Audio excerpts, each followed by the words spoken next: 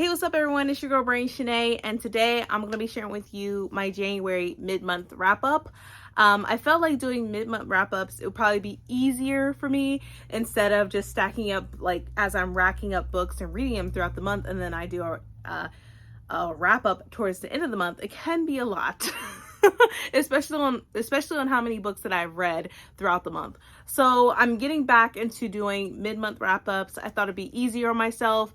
That way I don't have to scramble and like share with you a huge stack of books at the end of the month. And I just felt like that would be a very, very long video. So instead, I'm just gonna do this mid-month wrap-up. So let's go ahead and get started. So I've read a total of 15 books this month already. Some are manga, novellas, some are picture books, and some are tomes.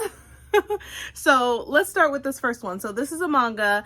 I started reading this manga this year. I'm glad. It was one of my goals. I still need to do a 2024 goal, you know, for my channel, but that comes, that'll be later on. But anyways, I wanted to start reading this series because I kept hearing much about it. Everybody keeps talking about it, mentioning it, and I'm like, all right, I'm gonna have to just start reading this. It's a quick read. It's just so much going on, and it's just a lot, and it's just like, man, this is very, very traumatic. So what I've read, and I gave this a three stars, is Blood on the Tracks. This is volume 1. And with this, we're featuring a family, a mom, a dad, and a son, and they're on this trip, you know, with their family, and something happens very unexpectedly, and the son doesn't know what to think or what to do, or what to even say. So that's how it all starts off with, literally just from a trip with family, and then something just happens, and you do not see it coming. I was not expecting that when I was reading. I'm like, I gasped. That's how bad it was for me. But I still enjoyed it. It's just, this is, woo. Just this one alone, it gives you like, my gosh, what have I gotten myself into? So yeah, I gave this 3 out of 5 stars. This is by Shuzo Ashimi. Hopefully I'm saying his name right. If not, I'm sorry. But yeah, this is volume 1 of Blood on the Tracks that I read. And once again, I gave this 3 out of 5 stars. The next book is part of the Wayward series, the Wayward Children series by Shannon McGuire. I started reading it last year. I wanted to finish it last year, 2023, but it didn't happen. So my goal is to read at least all of them, especially the newest one that recently came out, you know, this month. So this one I gave 4 out of 5 stars, and this is An Absent Dream. And like, as I'm reading these books, a lot of these children go through so much, go through different scenarios. And I'm like, oh my gosh. And you think about it, man, it's hard being a kid. Like literally, like they go through so much. And I really enjoy these stories because I feel like as an adult, you know, I think we have to be open to how kids see things and their different perspectives. As a kid, you have these different imaginations, you think differently, you process things differently. So yeah, but this, I gave it a 4 out of 5 stars. I really enjoyed this one. And like, yeah, I can't wait to share with you all the rest of the ones that I read this month already. So with this one, like I said, I gave it 4 out of 5 stars for In an Absent Dream by Shannon McGuire. And then the next one is a manga, and I'm sure y'all not surprised. It is Blood on the Tracks volumes 2. And it leaves off on how the first one like left off with us. And the mom, I'm just gonna say the mom is just a trip. I don't know what to think of her. I honestly do not know what to think of her at all. This one shocked me even more. And then I just feel bad for the son. I just really feel bad for the son. I just wish I was there. I wish I could take care, like give him a hug, because he doesn't know what to do. You know, like what can you do after what you've seen? You know, you just don't know. But yeah, so for this one, I gave this a 3 out of 5 stars for Blood on the Tracks volume 2. And then the next book, part of the Wayward Children series, this is book number 5. This is Come Tumbling Down. I gave this a 3 out of 5 stars. Whew, these kids, once again, they go through so much. With this synopsis, I'll even read the synopsis for this one. It says, when Jack left Eleanor West's home for wayward children, she was carrying the body of her deliciously deranged sister, whom she had recently murdered in a fit of righteous justice, back to their home on the moors. But death in their adopted world isn't as always permanent as it is here. And when Jack is herself carried back into the school, it becomes clear that something has happened to her. Something terrible. Something of which only the maddest of scientists could conceive. Something only her friends are equipped to help her overcome. Eleanor West's no quest rule is about to be broken again. So just with that alone, it was letting me know that something was going down, because something always go down in these books and you really don't know. So for this one, I gave it a 3 out of 5 stars for Come Tumbling Down by Shannon McGuire. The next one, also part of the Wayward series, this is book number 6. This is Across the Green Grass Field.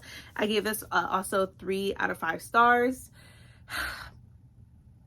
They go on these adventures. Some are very, very traumatic.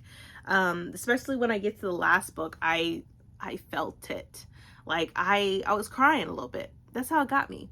But with this one, I gave 3 out of 5 stars. I'll read the synopsis for this one. It says, Reagan loves and is loved, though her school friend situation has become complicated of late.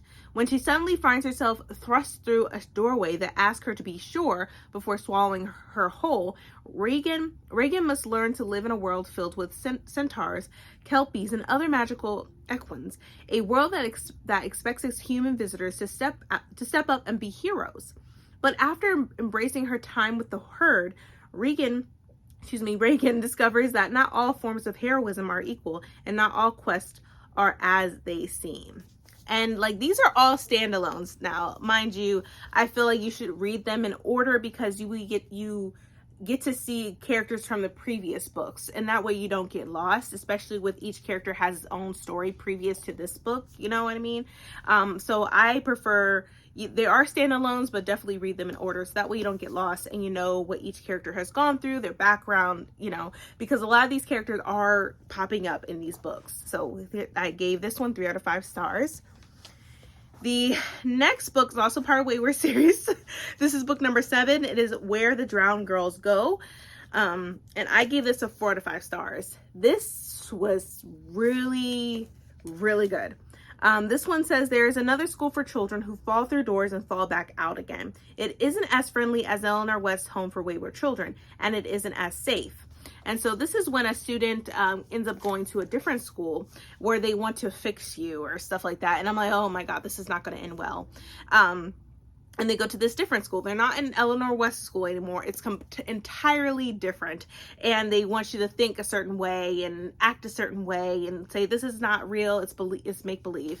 But just with the synopsis alone, it says, when Eleanor West decided to open her school, her sanctuary, her home for wayward children, she knew from the beginning that there would be children she couldn't save. When Cora decides she needs a different direction, a different fate, a different prophecy, Miss West reluctantly agrees to transfer her to the other school, where things are run very differently by Whitethorn, the headmaster. She will soon discover that not all doors are welcoming, and it wasn't. But I'm glad there was some type of good ending towards this book, and I'm certain we'll see these characters again in this one. But once again, I gave this a 4 out of 5 stars for this one. And then last but not least, this is book number 8 of the Wayward Children, and this is Lost in the Moment and Found. And I felt for this character. Like, her mom, you know, she lost her dad, and then her mom was, you know, was going through a lot, and then she meets this man, and then the man that her mom is seeing, he sneaks into her bedroom. It's just like, what? And her mom doesn't know about it, and, you know, and then the girl, you know, sorry if I'm spoiling this for you, but then she runs away. And then you have you see certain things in this book, and it's just an eye-opener to so many things. Like, as adults, I feel like we can be blinded to certain things and we don't realize it. Like, we don't have this intuition. But for me, like, I'm not going to be introducing a man in my life. Like, if something happened to my husband, or my husband and I just decide to get divorced or whatever, I'm not going to be introducing another man in my children's life without, like, my children getting to know him and feeling comfortable with him, and to see if they actually like him or not. Because if they don't like him, that's I'm not going to keep pursuing, you know? I'm not going to do that. Like, that's a no-brainer. If my kids don't like you, then sorry, it's not going to happen. I want my kids to be comfortable around the person that their mom is with, you know? And this mom was not the case. But then again, I'm not going to judge her because, you know, also, you know, you want to be happy. You lost like your spouse, your soulmate, and you're just trying to find the pieces back together again and try to find that love that you lost. So I understand that perspective as well. But this one had me, like, I enjoyed it. It's one of my favorites out of the series. I gave this a 5 out of 5 stars. That's how great it was. I'll even read the synopsis because I read the other ones. It says, welcome to the shop where lost things go. If you ever lost a sock, you'll find it here. If you ever wondered about your favorite toy from childhood, it's probably sitting on a shelf in the back. And the headphones that you swore this time you keep safe, you guessed it. Antoinette has lost her father. Metaphorically, he's not in the shop and she'll never see him again. But when Auntie finds herself lost, literally this time, she discovers that however many doors open for her, leaving the shop for good might not be as simple as it sounds. And stepping through those doors exacts a price. Lost to the moment and found tells us that childhood and innocence, once lost, can never be found. So yeah, this one was one of my favorite ones. If you haven't picked up the Wayward series at all, I highly recommend them. They're very good. It gives you different perspectives, especially from a children's point of view. From a children's point of view. But yeah, one of my favorites out of the series, and I gave this a 5 out of 5 stars. So yeah. The next one is a picture book, which is right here.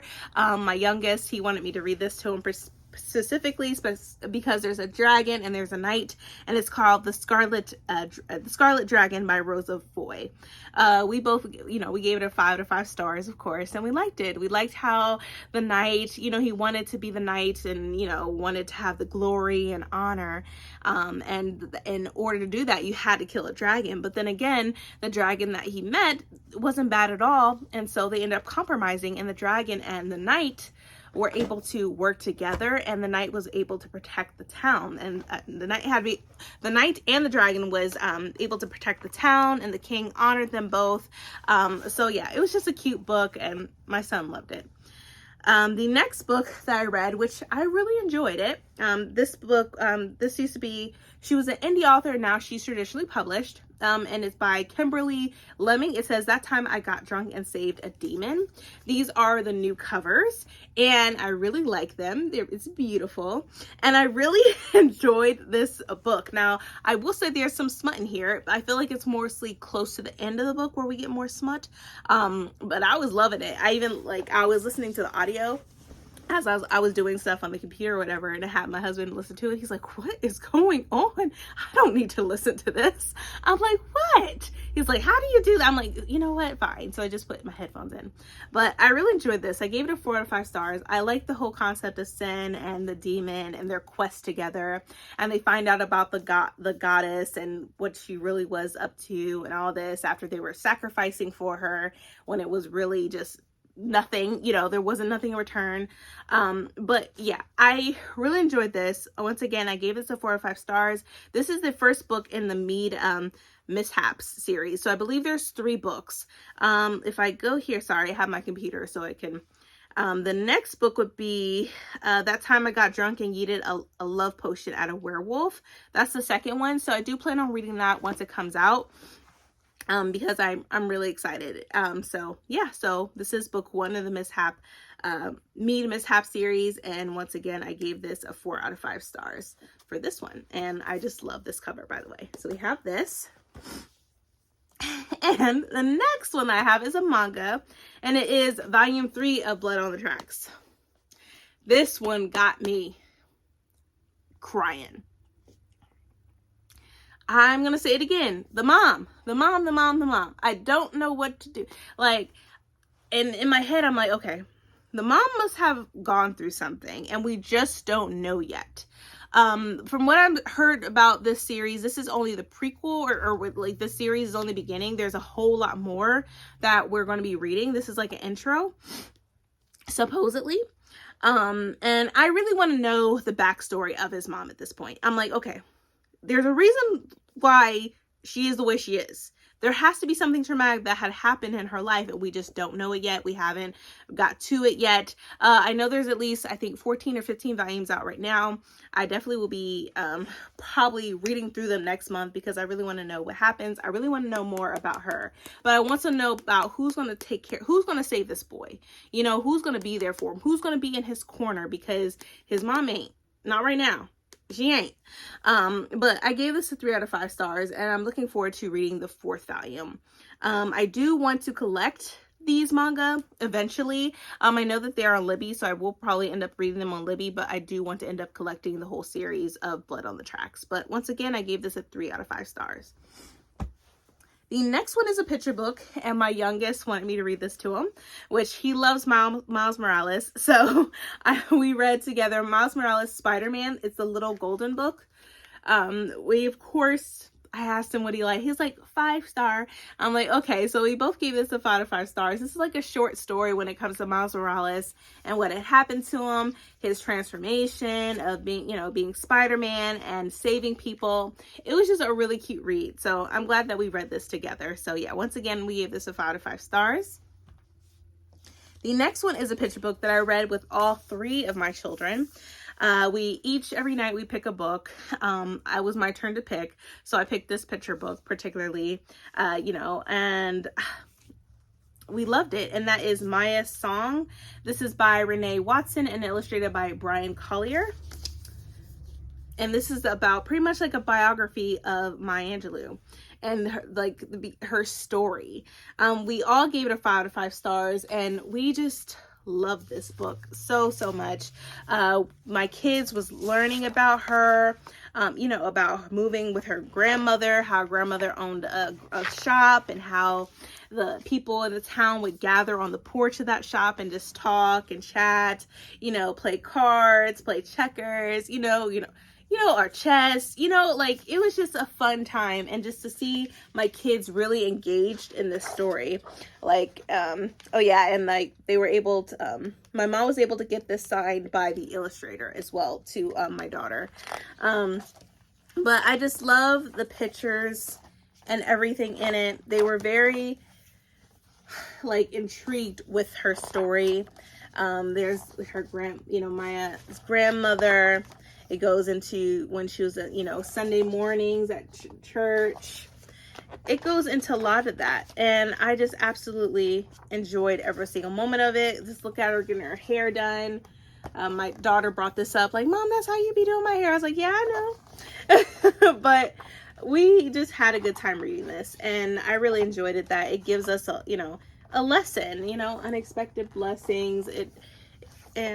Yeah, we'll definitely be reading another book really soon. So of course this one was about Maya Angelou, and then we'll read something else. We have tons of books to read, but yeah, we all gave this a 5 out of 5 stars. We all agreed it was definitely a 5 out of 5 stars. So here's another one that we read. The next book I joined a read along. This is by Tome Raider Mel.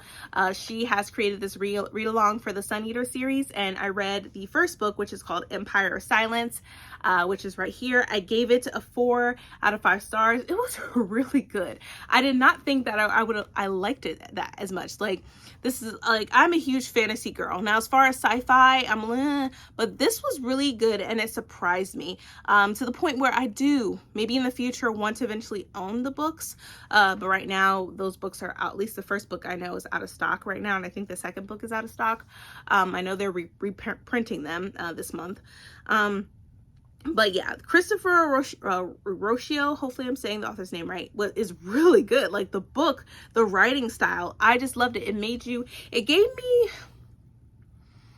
gave me some like Dune type of vibes, but this was so much elaborate and so much detail, especially with the main character Hadrian or Hade, and just his journey of, you know, being royalty pretty much, and, you know, being like somebody just left him for dead, like he was going through so much, and it's like, man, he cannot catch a break. I feel for him.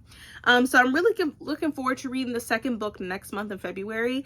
Mel, thank you so much if you're watching this. Thank you so much for this read along. I'm really enjoying this. I feel like if you didn't do this read along, I probably wouldn't even have read these books or started reading them. So thank you for influencing me to do so. But yeah, I gave us a 4 out of 5 stars. And then the next two are manga. I gave this a 3.5, and that is Why Ray Liotta Ended Up at the Duke's Mansion. So Ray Liotta is trying to figure out pretty much like who killed her and her love interest, and it's just very interesting. She's, you know, she has a fiance, but she's still like on a mystery. She's still trying to find out like how she can get out of this game, who killed her. It's just very interesting. And this is volume 5, so I don't know how long the series is gonna go. I feel like it's gonna wrap up maybe in the next 5 or 6 possibly, but who knows. But even with the synopsis, it says, a place to return, not for the Ray Liotta Macmillan who was, but for me. Ray Liotta is putting on her detective cap, set on unraveling the secrets behind her strange reincarnation.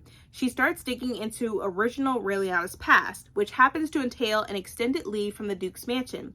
In light of her recent rejection of Noah's advances and Justice Jamal's persistent flirtations, this investigation may be just what she needs. Little does she know, the fated meeting between Beatrice and the Duke has finally come to pass. With plot point after plot point from the novel playing out, will Noah's heart join in following Destiny's script? So yeah, like I said, I gave this a 3.5, which you could round it up to a 4-star.